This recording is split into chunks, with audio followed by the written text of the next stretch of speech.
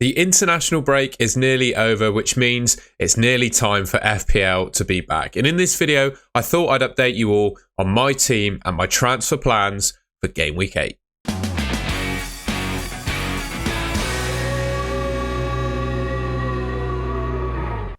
All right, so just a quick look at how my team, feels like a long time ago, but how my team got on in Game Week 7. Flecken in goal, blank for him. Clean sheet for Trent, blank for Gabriel. Cheeky assist for Lewis. Rodgers with a clean sheet point against Man United. Another blank for Eze.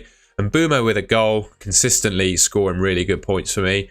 Salah, unfortunate blank for him, but a clean sheet again in his game. Chris Wood with a nice goal against Chelsea. Solanke with an assist. And Haaland as my captain, who obviously unfortunately blanked. 49 points, which was basically a grey arrow. I was on, I think, 540k overall going into Game Week 7 and then finished in 563. So it's not exactly a grey arrow, but I think a 20k rank drop this early on in the season is basically a grey arrow, really. There's like 1 point in it between me getting a green arrow or a red one or a grey one, etc. So I'm not too concerned about that.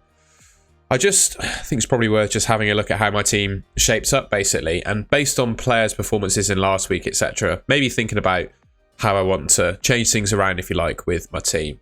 There's one player on this team right now that I'm not a massive fan of, but I'm still having a really hard time getting rid of him, and that's Eberiche Eze. There's a couple of ways that I could do it. So I didn't put it on the screen, but I have 4 free transfers available, right? I've got nothing in the bank, but 4 free transfers.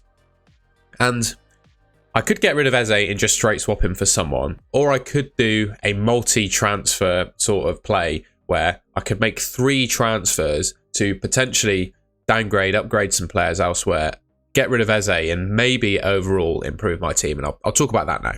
So the 3 free transfers involve selling Trent for Rayan Ait-Nouri of Wolves, first of all. And just going back to my team, if I take Trent out here, I still have 2 defenders on my bench that I wouldn't be too concerned about starting. Like if I picked Ait-Nouri, for example, Man City at home, I probably want to bench him for that game, to be honest, and then potentially play him for Brighton and Crystal Palace. And just looking back at my team, I've got Greaves and Aina on the bench. Aina's got a really nice run of fixtures. I've obviously got Rico Lewis in there and Greaves as well, who has decent fixtures too. So I could bring in Ait-Nouri, not necessarily play him for Game Week 8, and then potentially consider starting him against Brighton and Crystal Palace. Ait-Nouri is, well, I think he's 2nd or 3rd in terms of defenders for expected returns per 90 this season, and he's got the most attacking returns of any defender in the league so far. He's basically playing as a winger for Wolves, 2 goals and 2 assists from his 7 starts. Unfortunately, though, there's kind of downsides to all of these 3 players that I'm going to mention that I could potentially bring in. The downside to Ait-Nouri is that Wolves have literally conceded the most goals of any team in the league this season.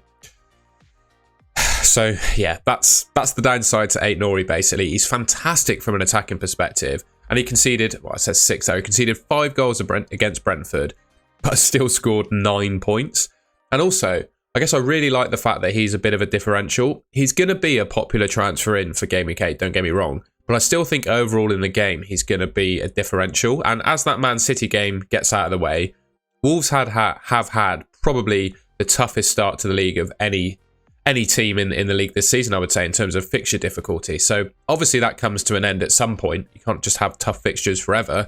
After that Man City game, they do get a bit better. So we could potentially start seeing some clean sheets for Wolves after that point. So first of the 3 moves is taking out Trent and going for Ait-Nouri. But I mentioned there, yes, he's great from an attacking perspective, but Wolves have conceded literally the most goals of any team in the league this season.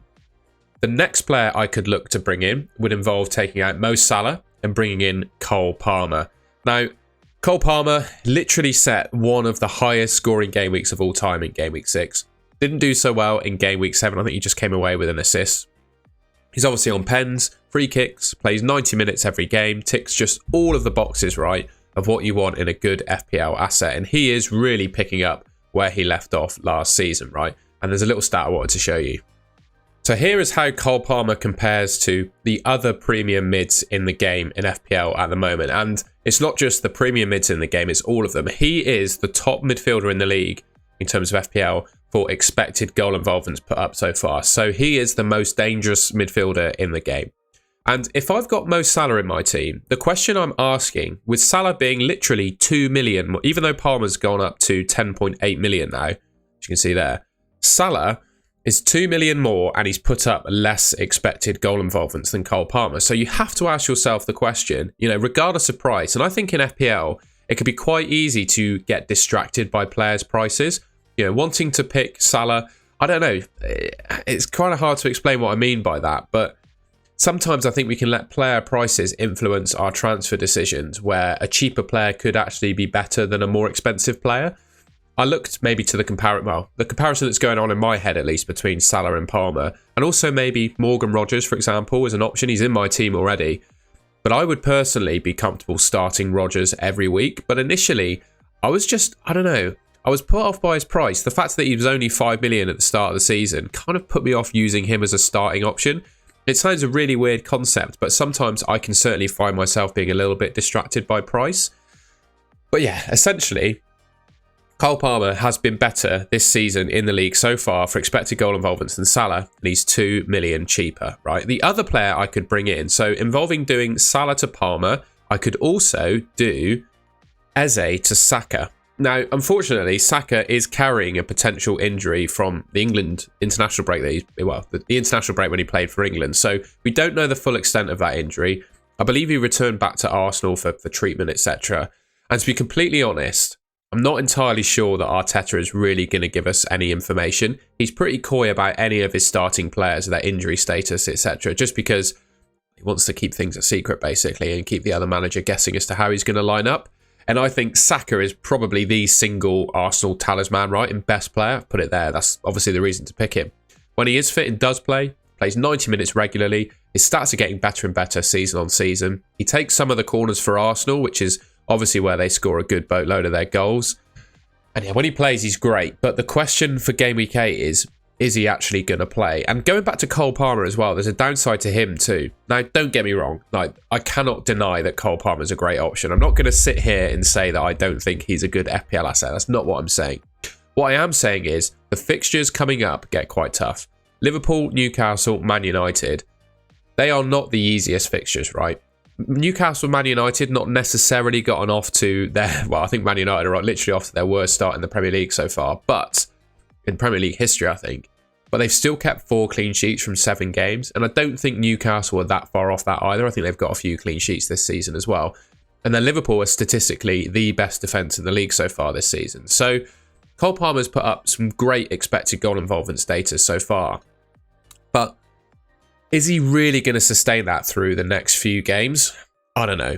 And obviously with Saka as well, potentially being injured, that kind of puts a spanner in the works. And also the other transfer I want to make, Aït-Nouri, me saying and me knowing that Wolves have conceded the most goals in the league so far this season. So I'll just go back to my team as it's lining up at the moment. Like I said, Trent could become Aït-Nouri, Salah could become Palmer, and Eze could become Saka. That's a potential way to go with my team. But like I said, all 3 of those players that I'm looking to bring in have their downsides, and it makes me think it might not be worth doing that. But find out what I do exactly in my team selection, but I've got one other transfer plan in mind as well. So that's kind of my 3 transfer idea. Let me know what you think of that in the comments, by the way. I'd be interested to know if you think I should just bite the bullet and do it. Let me know. I could also just keep the large majority of my team as it is. We just go back to it. So I could keep Trent and Salah in there and quite simply just straight swap Eze. And I think there's a couple... Well, I'm going to look at players of a like-for-like price with Eze and do a bit of a comparison, basically. And there's one player on this list that I think is probably the ideal replacement for Eze, right? If I were to sell him. So what I've got here is an extract from a video I made during the international break of essentially the best midfielders at each price point. And this is Eze's price point, right? 6 to 7 million and comparing him to other mids of this price point. If I were to do a like-for-like swap, I'd probably pick someone from this list. And just looking at the highlights, I wouldn't be able to go for Trossard, or I don't think I want to, but I don't think I'd be able to, well, I wouldn't be able to go for Trossard or Rashford because I don't have anything in the bank and they're currently more expensive than Eze is. I could go for Mitoma, just not overly excited by him. Madueke has put up some really good numbers, but I don't know. I feel like he's a player that could absolutely explode in like the odd fixture and then just go 3 or 4 games without a return. Sancho looks pretty good as well. 4 assists from 3 starts is nothing to be sniffed at, but I just have a feeling with those Chelsea midfielders, even though Madueke and Sancho appear to be the safe starters in the Premier League, with just the amount of options that Chelsea have in those positions, I think there's only a matter of time before one of them gets dropped and it all replaced. Harvey Barnes could be a nice differential. Newcastle do have some relatively tough fixtures coming up, but he is very low ownership and has put up some really good numbers so far this season.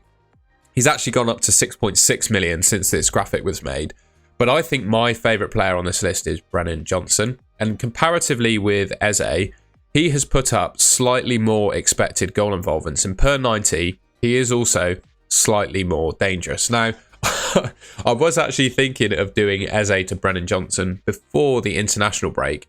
And I didn't actually go through with it. And I think my decision is somewhat justified and somewhat not. So Brennan Johnson scored in Game Week 7, and obviously Eze blanked against Liverpool, which at the time it killed me. But during the international break, I felt I didn't want to risk it because I thought Brennan Johnson would play some really, really good minutes for Wales. Basically, in my mind, because he's been in such good form, he's probably the best Welsh footballer out there right now, the single best. So he's going to play every minute of every game that he's fit for Wales, right? He's basically their best player. And I thought, well, I'm bringing in a player. I'm selling a player that probably will get limited minutes for England for a player that will play all of the minutes for Wales, when comparatively, after the international break, I don't think there's a whole lot to separate them.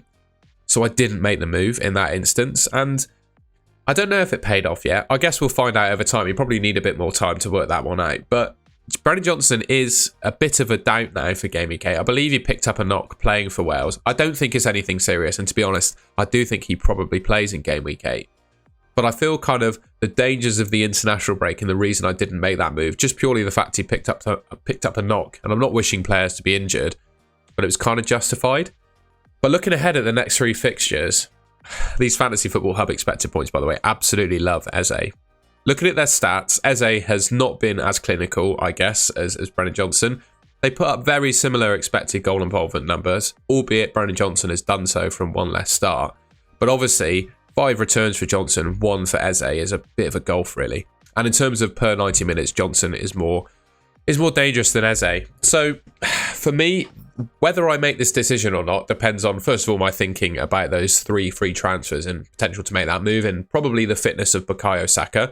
I don't think I would do that unless Bukayo Saka is confirmed to be 100% fit. The last thing I want to be doing is making 3 free transfers in FPL, and one of the players I bring in is an injury doubt. So I could do this. But obviously Brennan Johnson is also an injury doubt. So it leaves me in a bit of a hole, to be honest. I would imagine that we get some news about Brennan Johnson before the game week deadline, and we can do a bit with that information, I'm sure.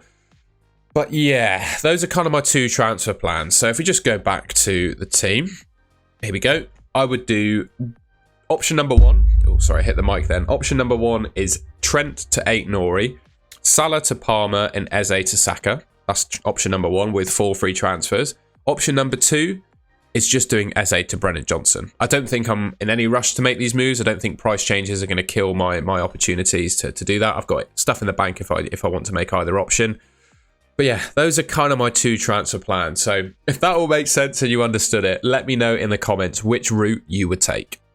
All right, and that's the end of the video. It felt a little bit rambly. Most of the transfer plans video I do make are kind of a bit rambly, just because hopefully I'm giving you an insight as to like the inner workings of my mind and how I manage my FPL team. I never claim to be an absolute FPL expert. My rank history, isn't amazing amongst other YouTubers, but I still think, I have something to offer in terms of my thought process around picking my team. And I think those are probably the 2 most sensible transfer strategies for me. Or I could just do nothing at all, right? And particularly if Brennan Johnson and Saka remain injury doubts, I could quite happily start this team that I've got in Game Week 8 and just go in Game Week 9 with 5 free transfers, which just sounds crazy. So yeah, let me know in the comments what you think I should do with my team. Please leave me a like rating if you enjoyed the video and found my thoughts useful. And you can subscribe to the Goal to Goal channel, which should be just there on your screen. I think that's everything. Again, sorry this video was a little bit rambly, but I thought the whole idea of these transfer plans video is to put my thoughts out there, and yeah, you kind of have to ramble a bit to put your thoughts out there. I'll see you in my next video.